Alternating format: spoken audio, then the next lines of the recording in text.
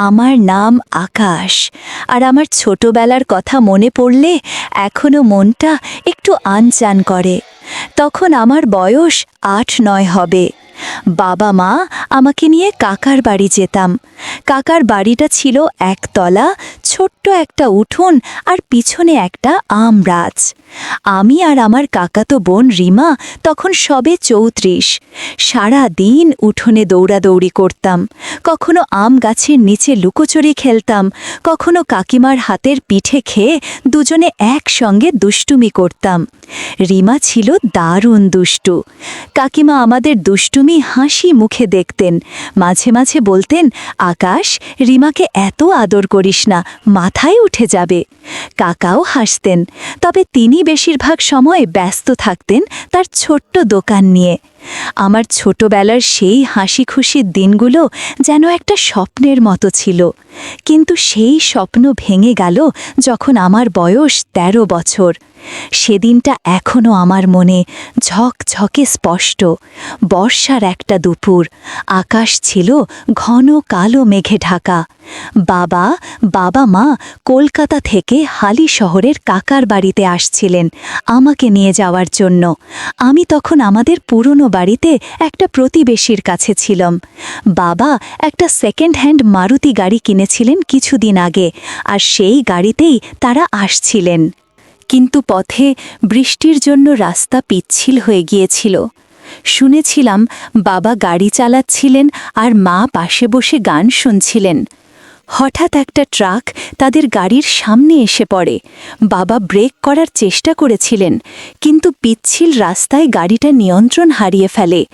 ট্রাকের সঙ্গে ধাক্কা লাগতেই গাড়িটা দুমড়ে মুচতে যায়। পুলিশ পরে বলেছিল দুর্ঘটনাটা এত ভয়ানক ছিল যে বাবা মা দুজনেই ঘটনাস্থলেই মারা যান। আমাকে যখন খবরটা দেওয়া হলো, আমি চ্যান পাথর হয়ে গিয়েছিলাম। আমার মাথায় কিছুই ঢুকছিল না। আমার সেই ছোট্ট দুনিয়াটা যেন এক মুহূর্তে ভেঙে চুরমার হয়ে গেল। আমার বুকের মধ্যে যেন একটু শূন্যতা তৈরি হয়েছিল। প্রতিবেশী আন্টি আমাকে জড়িয়ে ধরে কাঁদছিলেন, কিন্তু আমার চোখ দিয়ে এক ফোঁটা জল বেরোলো না। আমি শুধু চুপ করে বসেছিলাম। মনে হচ্ছিল আমি একটা স্বপ্ন দেখছি, যেখান থেকে জেগে উঠলেই আবার বাবা মাকে দেখতে পাব। কিন্তু সেই স্বপ্ন আর ভাঙল না। বাবা মায়ের শেষকৃত্যের সময় আমি হালি শহরে কাকার বাড়িতে গিয়েছিলাম। কাকা আমাকে বুকে জড়িয়ে বলেছিলেন, আকাশ, তুই চিন্তা করিস না, আমরা আছি তোর সঙ্গে। কিন্তু কাকিমার মুখে তখনও সেই হাসিটা ছিল না, যেটা আমি ছোটবেলায় দেখতাম। তিনি চুপচাপ সব কাজ সামলাচ্ছিলেন, কিন্তু আমার দিকে তাকালে তার চোখে একটা অদ্ভুত। তো দেখতাম বাবা মা চলে যাওয়ার পর আমার আর কোথাও যাওয়ার জায়গা ছিল না। আমাদের পুরনো বাড়িটা ভাড়ায় দেওয়া হয়েছিল, আর সেই টাকায় আমার পড়াশোনা চলত। কাকা আমাকে বললেন, আকাশ, তুই এখন থেকে আমাদের সঙ্গে থাকবি। আমি তখন ১৩ বছরের কিশোর, মনের মধ্যে দুঃখ আর অভিমান নিয়ে কালী শহরে কাকার বাড়িতে চলে আসি। কাকার বাড়িটা ছিল সেই একতলা বাড়ি, তবে এখন আর আগের মতো উঠোনে আমগাছের ছায়ায় খেলার দিন ছিল না। বাড়িটা একটু জরাজীর্ণ হয়ে গিয়েছিল, দেয়ালে সাথে দাগ, আর কাকার দোকানের ব্যবসাও তেমন ভালো চলছিল না। প্রথম কয়েক মাস কাকা আমার সঙ্গে খুব যত্ন নিয়ে কথা বলতেন। তিনি আমাকে কলেজে ভর্তি করে দিলেন, আমার জন্য বইপত্র কিনে দিতেন। কিন্তু কাকিমার ব্যবহার আমাকে ক্রমশ অস্বস্তিতে ফেলত। তিনি আমাকে দেখলেই যেন মুখ গোমড়া করে ফেলতেন। আমি যখন ঘরে ঢুকতাম, তিনি চুপ করে যেতেন বা অন্য কাজে ব্যস্ত হয়ে পড়তেন। একদিন রাতে খেতে বসে আমি বললাম, কাকিমা, আজ মাংস রান্না করেছ? তখন তিনি আমার দিকে তাকিয়ে একটু থেমে বললেন, আকাশ, এখন তো তুই বড় হচ্ছিস, আমাদেরও তো সংসার চালাতে হয়, প্রতিদিন মাংস খাওয়া যায় নাকি? তার গলার স্বরে একটা তীক্ষ্ণতা ছিল, যেন আমি কোনো অপরাধ করে ফেলেছি। আমার বুকের মধ্যে যেন কেউ ছুরি চালিয়ে দিন। আমি চুপ করে মাথা নিচু করে ডাল ভাত খেয়ে উঠে গেলাম। আমি বুঝতে পেরেছিলাম আমি এই বাড়িতে অতিথি, কোনো স্থায়ী জায়গা আমার এখানে নেই। রিমার সঙ্গে আমার সম্পর্ক ধীরে ধীরে বদলে গেল। ছোটবেলায় যে রিমা আমার পিছু পিছু ঘুরত, আমার শার্ট ধরে টানত, সে এখন একটু বড় হয়েছে। তখন তার বয়স নাই 10 বছর হবে। সে আর আগের মতো আমার সঙ্গে দুষ্টুমি করত না। আমি যখন তাকে কিছু বলতে যেতাম, সে লাজুক হাসি দিয়ে চুপ করে থাকত। একবার আমি তাকে বললাম, রিমা, চল উঠোনে গিয়ে লুকোচুরি খেলি। সে শুধু মাথা নেড়ে বলল, না আকাশদা, আমার পড়া আছে। তার চোখে একটা দূরত্ব ছিল, যেন সে আমাকে এড়িয়ে চলছে। আমি বুঝতে পারিনি এটা তার লজ্জা না কাকিমার প্রভাব। কাকিমা মাঝে মাঝে রিমাকে বলতেন, তুই আকাশের সঙ্গে বেশি মিশিস না, ও এখন বড় হয়েছে। এই কথাগুলো আমার কানে এসে পৌঁছাত। আর আমার মনে হতো আমি এই বাড়িতে একা হয়ে যাচ্ছি। রিমার এই দূরে সরে যাওয়া আমাকে আরও একা করে দিন। একদিন আমি ঠিক করলাম আমি আর এখানে থাকব না। আমার পড়াশোনার জন্য বাবা মায়ের বাড়ির ভাড়ার টাকা আসত, আর আমি একটা ছোট্ট চাকরির জন্য আবেদন করেছিলাম। কলেজ শেষ হবার পর আমি কলকাতায় চলে আসার সিদ্ধান্ত নিলাম। কাকাকে বললাম, কাকা, আমি এখন নিজের পায়ে দাঁড়াতে চাই। কাকা একটু দুঃখ পেলেন, কিন্তু বললেন, ঠিক আছে আকাশ, তুই যা ভালো বুঝিস। কাকিমা কিছু বললেন না, শুধু মাথা নাড়লেন। আমি বুঝলাম তিনি হয়তো খুশি হয়েছেন যে আমি চলে যাচ্ছি।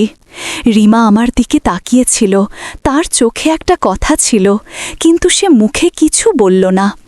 আমি আমার ব্যাগ গুছিয়ে অজানার উদ্দেশ্যে রওনা দিলাম, আর পিছনে ফেলে এলাম সেই বাড়ি যেখানে আমার ছোটবেলার স্মৃতি ছিল। শহরে পা রাখার প্রথম দিনগুলো যেন একটা দুঃস্বপ্ন। আমার কাছে থাকার জায়গা ছিল না। প্রথম রাতটা আমি শহরের একটা বাস স্ট্যান্ডের বেঞ্চে কাটিয়েছিলাম। রাতে ঠান্ডা বাতাস আমার শরীরে কাঁপুনি ধরিয়ে দিচ্ছিল, আর পাশ দিয়ে বাঁশের হর্ন আর মানুষের হাততাক আমার মাথায় হাতুড়ি পিচ্ছিল। আমার পকেটে কিছু টাকা ছিল, তাই দিনের বেলা একটা পুরনো পান বিডির দোকানে গিয়ে চা আর 2টা পাউরুটি খেয়ে পেট ভরালাম। কিন্তু রাত হলেই আমার বুকের মধ্যে ভয় ঢুকে যেত। কোথায় ঘুমোবো, কিভাবে বাঁচব? আমার মাথায় বাবা মায়ের সেই দুর্ঘটনার দৃশ্য ভেসে উঠত, আর আমি নিজেকে বোঝাতাম, আকাশ, তুই একাস, তুই পারবি। কয়েকদিন পর আমি শহরের একটা বস্তিতে আশ্রয় পেলাম। একটা ছোট্ট টিনের চালের ঘর, যেখানে আরও 6-7 জন মানুষের সঙ্গে আমাকে থাকতে হতো। ঘরটা ছিল অন্ধকার, দেয়ালে স্যাঁতসেঁতে দাগ, মেঝেতে শুধু একটা পাতলা প্লাস্টিক পাতা। গরমে ঘরের ভেতরটা যেন উনুন, আর বর্ষায় টিনের চাল দিয়ে টপ টপ করে জল পড়ত। ঘরের এক কোণে একটা ভাঙা ল্যাট্রিন, যেখানে গিয়ে মুখে কাপড় চাপা দিয়ে কোনো মতে প্রয়োজন মেটাতে হতো।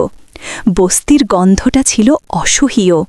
নোংরা ব্রেনের দুর্গন্ধ, পচা খাবারের গন্ধ, আর মানুষের ঘাম মেশানো একটা ব্যবসা আবহাওয়া। রাতে ঘুমোতে গেলে পাশের লোকের শ্বাসের শব্দ, কারোর গোঙানি আর বাইরে কুকুরের ডাক আমাকে জাগিয়ে রাখত। আমার মনে হতো আমি যেন কোনো জেলখানায় বন্দী। কয়েক মাস পর আমি একটা নির্মাণ সাইটে কাজ পেলাম। সেখানে ইট বহন, সিমেন্ট মেশানো আর ভারী জিনিস তুলতে হতো। সকাল থেকে সন্ধ্যা পর্যন্ত আমার হাতে ইটের ধুলো, কাঁধে ব্যথা আর পিঠে সিমেন্টের বস্তার চাপ। আমার হাতে কড়া পড়ে গিয়েছিল, আঙুলগুলো ফেটে রক্ত জমত, কিন্তু আমি থামিনি। সাইটের অন্য শ্রমিকদের সঙ্গে আমি মিশতে চেষ্টা করতাম। তাদের মধ্যে ছিল রমেশ, একজন মাঝবয়সী শ্রমিক, যে সারাদিন কাজের ফাঁকে গান গাইত আর রাতে মদ খেয়ে চিৎকার করত। আর একজন ছিল শ্যামল, যে তার গ্রামের বইয়ের কথা বলতে বলতে কাঁদত। আমি তাদের সঙ্গে হাসতাম, কিন্তু মনের মধ্যে একটা শূন্যতা ছিল। আমার কেউ ছিল না, কেউ আমার জন্য অপেক্ষা করত না। নির্মাণ সাইটে আমার পরিচয় হলো মিনার সঙ্গে। মিনা ছিল সেখানে খাবার বানানোর কাজের মহিলা। তার শ্যামলা শরীর, ঘামে ভেজা শাড়ি আর তার হাসি আমার মনে একটা অদ্ভুত টান তৈরি করত। তার বয়স ৩০-এর কাছাকাছি। আমার চোখ বারবার সেদিকে চলে যেত। সে মাঝে মাঝে আমার দিকে তাকিয়ে হাসত, বলতো, আকাশ, তুই এত কষ্ট করিস কেন, একটু হাসিস না। তার কথায় আমার মনে একটা উষ্ণতা জাগত, যেন এই শহরে আমার জন্য কেউ একটু মায়া দেখাচ্ছে। আমি তার দিকে তাকালে কেমন একটা টান অনুভব করতাম, কিন্তু আমি নিজেকে সামলাতাম।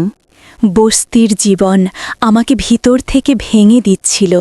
টিনের চালের ঘরে গরমে আমার শরীর ঘামে ভিজে যেত, আর বর্ষায় ছাদ দিয়ে জল পড়ত। ঘরের এক কোণে ভাঙা ল্যাট্রিন, যেখানে গিয়ে মুখে কাপড় চাপা দিয়ে কোনো মতে ব্যবহার করা যেত। রাতে পাশের রুমমেটদের চেঁচামেচি, কুকুরের ডাক আর নোংরা ড্রেনের গন্ধ আমাকে জাগিয়ে রাখত। শহরের বস্তির সেই দিনের চালের ঘরে আমার জীবন যেন একটা অন্ধকার গুহায় বন্দী হয়ে গিয়েছিল। একদিন রাতে আমার শরীরে জ্বর এলো, শরীর কাঁপছিল, মাথা ঝিমঝিম করছিল, আর আমার বুকের মধ্যে যেন একটা ভারী পাথর চেপে বসেছিল। আমার পকেটে ডাক্তার দেখানোর টাকা ছিল না। বস্তির সেই নোংরা ঘরে, যেখানে দেওয়ালার সাথে দাগ আর মেঝেতে পাতলা প্লাস্টিক পাতা ছিল, আমি শুধু একটা পুরনো প্যারাসিটামল গিলে কোনো মতে শুয়ে পড়লাম। জ্বরের ঠান্ডায় আমার হার্ট কাঁপছিল। আমার মনে হচ্ছিল আমি মরে যাচ্ছি। মিনা সেদিন বিকালে আমাকে দেখতে এসেছিল নির্মাণ সাইটে। তার সঙ্গে আমার বন্ধুত্ব হয়েছিল। তাকে দেখে আমার মনে একটা নিষিদ্ধ টান তৈরি করেছিল। সে আমার ঘরে ঢুকে আমার কপালে হাত দিয়ে বলল, আকাশ, তোর এত জ্বর কেন, আমাকে বলিসনি? তার হাতের স্পর্শ আমার অদ্ভুত লাগছিল। মিনা আমার পাশে বসে আমার মাথায় হাত বুলিয়ে দিচ্ছিল। তার শাড়ি একটু অগোছালো হয়েছিল, মনে হচ্ছিল কিছু একটা করা দরকার। কিন্তু হঠাৎ মিনা আমার হাত সরিয়ে দিল। তার চোখে একটা ভয় মিশে গেল। সে ফিসফিস করে বলল, আকাশ, এটা ঠিক না, আমার স্বামী আছে। আমার মনটা ভেঙে গেল। আমি জ্বরের ঘোরে তার দিকে তাকিয়ে বললাম, মিনা, আমি তোকে চাই। সে মাথা নিচু করে চুপ করে রইল, তারপর উঠে চলে গেল। তার শাড়ির খোসখোস শব্দ আমার কানে বাজতে লাগল, আর আমার মনে একটা অপমানের ঝড় বয়ে গেল। একদিন মিনা আমাকে বলল, আজ আমার বাড়িতে চল, তোকে ভাত খাওয়াবো। আমি অবাক হলাম, কিন্তু তার হাসি দেখে না বলতে পারলাম না। মিনার বাড়ি ছিল বস্তির একটা ছোট্ট ঘর। ঘরটা ছিল ছোট্ট, ভাঙাচোরা দেয়ালে স্যাঁতস্যাঁতে দাগ, মেঝেতে একটা পুরনো প্লাস্টিক পাতা। ঘরের মধ্যে ঘাম, রান্নার গন্ধ আর বাইরের নোংরা ড্রেনের দুর্গন্ধ মিশে একটা ভ্যাপসা আবহাওয়া তৈরি হয়েছে। মিনা আমাকে একটা ভাঙা চেয়ারে বসিয়ে নিজের হাতে ভাত, ডাল আর একটু মাছের ঝোল বানিয়েছিল। ঘরে প্রচণ্ড গরম থাকায় মিনা অনেক ঘেমেছিল, যার ফলে অনেক অধ্যাখা জিনিস দেখা যাচ্ছিল। আমার চোখ বারবার সেদিকে চলে যাচ্ছিল। আমি মনে মনে অনেক কিছু ভাবছিলাম। মিনার সাথে গল্প করতে করতে বুঝতে পারলাম তার স্বামী নেশা করে বেড়ায়, কোনো রোজগার করে না। এদিকে মিনার টাকায় ঘুরে বেড়ায়, যে কারণে মিনা অনেক একাকিত্ব বোধ করছিল। নিজের মনের সুখ কারো কাছে পাচ্ছে। সুযোগ বুঝে আমি মিনাকে বললাম, আমি তোর সাথে আছি, তোর যা রাখবে আমি তোকে দিব। ধীরে ধীরে আমাদের মাঝে দূরত্ব কমতে থাকে। বস্তি ঘরের মধ্যে অনেক কিছু ঘটতে থাকে।